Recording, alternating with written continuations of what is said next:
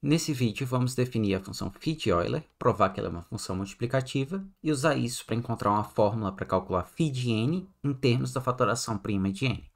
Definimos Zn estrela como o conjunto dos elementos invertíveis de Zn. Lembre que um elemento é invertível se existe um outro elemento, tal que os dois multiplicados dá a classe de equivalência do 1. Então, por exemplo, Z6 tem 6 elementos. Vamos ver quais deles são invertíveis. O 1 é invertível. O 2 não é, MDC de 2 com 6 não é 1. 3 também não, 4 também não. O 5 é invertível. Já Z7, bom, 7 é primo, então 1 é invertível, 2 é invertível, 3 é invertível, 4 é invertível, 5 é invertível e 6 é invertível. A função φ de Euler, também conhecida como função todiente de Euler, é definida desse jeito, é o tamanho do Zn estrela. Quantos invertíveis existem em Zn? Em outras palavras, φ de n conta quantos inteiros de 1 até n são primos entre si com n. Isso ocorre pela observação que a gente fez de que a classe de equivalência de um elemento é invertível se e só se o elemento deixa MDC1 com n. Observe também que φ de 1 é igual a 1. Esse conjunto aqui consiste apenas do elemento 1. Então, a gente só tem que verificar se o MDC de 1 e 1 é 1, e de fato é. Para entendermos melhor a função φ de Euler, vamos olhar para esse exemplo. Os invertíveis de Z5 são 1, 2, 3 e 4. Os invertíveis de Z8 são os ímpares até 8, porque todos os outros têm o fator 2 em comum. E os invertíveis de Z40 são esses 16 elementos aqui. Vocês não precisam conferir, eu só listei para ficar mais ilustrativo, mas note que o jeito de obter os invertíveis de Z40 não é multiplicar um invertível de Z5 com um invertível de Z8. Por exemplo, 4 é um invertível em Z5, 5 é um invertível em Z8, e 4 vezes 5, que é 20, não é um invertível em Z40. Para a gente entender a conexão entre os invertíveis de Zm, os invertíveis de Zn e os invertíveis de Zmn, a gente vai voltar para aquela tabela que a gente fez no vídeo de Teorema Chinês do Resto. Então aqui eu copiei a tabela do vídeo anterior, e vocês lembram como que a gente preencheu essa tabela. E olha, os invertíveis de Z5 são essas linhas. Os invertíveis de Z8 são essas colunas. E agora eu vou marcar os invertíveis de Z40.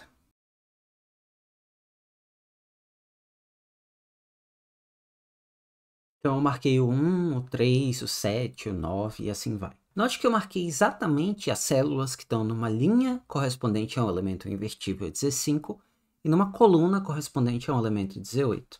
Isso dá a entender que, de fato, a gente consegue obter os elementos invertíveis de Z40 combinando os invertíveis de Z5 com os invertíveis de Z8, mas agora a operação que os combina não é mais multiplicação, como no caso dos divisores. Agora, para a gente obter um elemento invertível de Z40 através da combinação de um elemento de Z5 com um de Z8, a gente vai usar o teorema chinês do resto.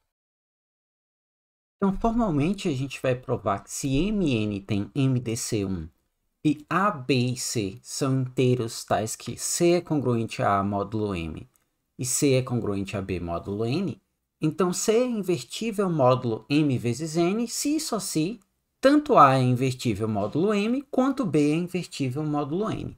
Se a gente pensar na tabela com os elementos invertíveis marcados em ciano, isso significa que uma célula C está marcada em ciano, se e somente se a linha e a coluna onde ela está estão ambas marcadas em ciano. Assim, o número de células marcadas em ciano na tabela é precisamente o produto do número de linhas marcadas em ciano com o número de colunas marcadas em ciano. Em outras palavras, o número de invertíveis em Zmn é o produto do número de invertíveis de Zm com o número de invertíveis de Zn. E daí a gente conclui que φ de m vezes n, que é o número de elementos invertíveis de m vezes n, é exatamente o número de elementos invertíveis de m vezes o número de elementos invertíveis de n. Ou seja, que φ é multiplicativa.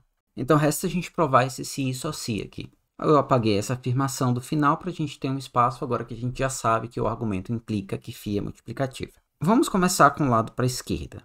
A hipótese é que A é invertível módulo M e B é invertível módulo N. Ou seja, existem A' e B', tais que A vezes A' é congruente a 1 módulo M e B vezes B' é congruente a 1 módulo N. Bom, C foi obtido. E a gente tem que provar que C é invertível. C foi obtido combinando A e B com o teorema chinês do resto. Então, uma ideia que a gente poderia pensar é que o inverso de C pode ser obtido combinando os inversos de A e B com o teorema chinês do resto. E isso é verdade. Então, seja C' inteiro, tal que C' é congruente a A' módulo M e C' é congruente a B' módulo N. Lembrando que o teorema chinês do resto garante que esse número C' existe. Bom, então C vezes C', bom, C é congruente a A e C' é congruente a A' módulo M. Então, C vezes C' é congruente a A vezes A' módulo M. E C vezes C', pelo mesmo motivo, é congruente a B vezes B' módulo N. Só que A vezes A' é congruente a 1 módulo M. E B vezes B' é congruente a 1 módulo N. Assim, tanto M quanto N dividem C vezes C' menos 1.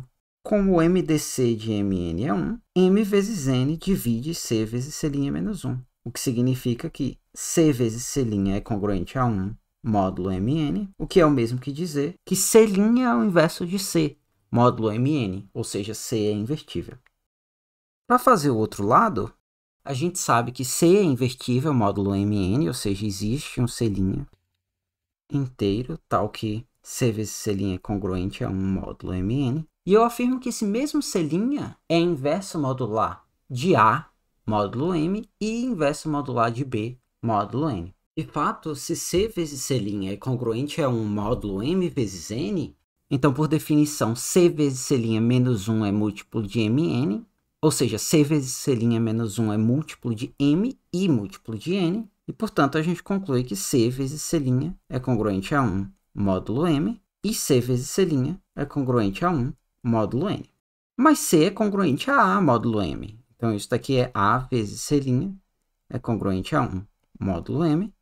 E C é congruente a B módulo N. Então, isso daqui é B vezes C' congruente a 1 módulo N. Tá, mas então existe um número que multiplicado por A dá 1 módulo M, e, portanto, A é invertível, módulo M. E existe um número que multiplicado por B dá 1 módulo N. Então, B é invertível, módulo N. Então, a gente provou se somente se, e, por consequência, a gente mostrou que a função φ de Euler é multiplicativa. Como a gente acabou de ver que φ é uma função multiplicativa, se a gente tem a fatoração do número n, n é igual a p1 elevado a alfa 1 vezes até pk elevado a alfa k, com p1 até pk distintos, então você pode calcular φ de n aplicando φ a cada potência de primo separadamente. Então, resta a gente saber calcular φ em potências de primo. Como aquecimento, a gente pode pensar em quanto que é φ de um número primo. Se a gente lembra que isso conta quantos números entre 1 e p são primos entre si com p, então são todos menos o próprio p, né? Então são p menos 1. E a gente quer calcular φ de uma potência de primo, digamos p na k, a gente pode pensar do seguinte jeito. A gente começa com todos os números de 1 até p na k, e a gente subtrai os que não deixam MDC1 com p elevado a k.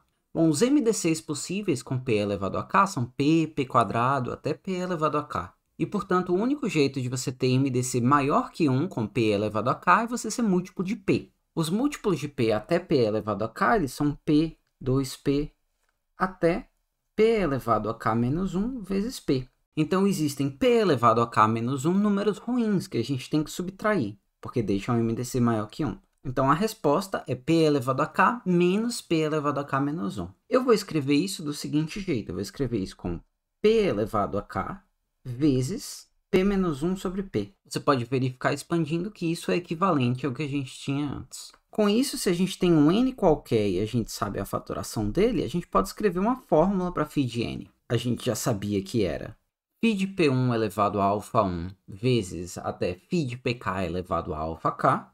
E agora, φ de p1 elevado a alfa 1 é p1 elevado a alfa 1 vezes p1 menos 1 sobre p1. Similarmente, para o segundo fator, a gente teria P2 elevado a alfa 2 vezes P2 menos 1 sobre P2.